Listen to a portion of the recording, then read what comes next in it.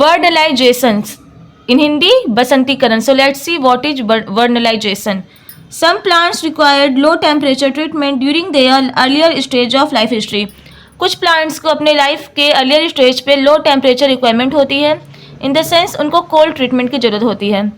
This was first realised by Klippart when he found that winter wheat sown in winter and flowering in summer could be converted into spring wheat sown in spring and flowering in summer if the seeds after slight germination were kept at nearly freezing temperature 0 to 5 degree Celsius.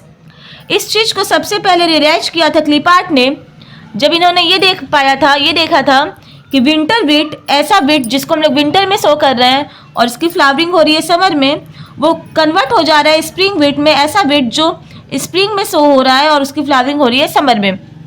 Slight germination के बाद अगर उन seeds को हम लोग freezing temperature पे रखते हैं तब, और वो टेम्परेचर कितना होना चाहिए, तो 0 से 5 डिग्री सेल्सियस होना चाहिए.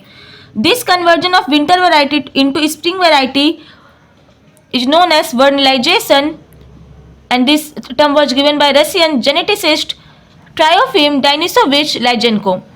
ये जो कन्वर्जन हो रहा है, जो कन्वर्ट हो रहा है विंटर वीट तो स्प्रिंग वीट में, तो यहाँ तो जो कन्वर्जन हो रहा है विंटर वेराइटी का स्प्रिंग वेराइटी में,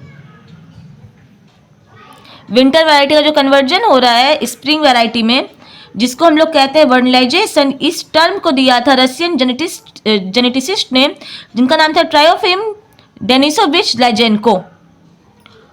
कॉवार्ड ने 1960 में ये इसको डिफाइन किया, एक्विजिशन और acceleration of ability to flowers by a chilling treatment.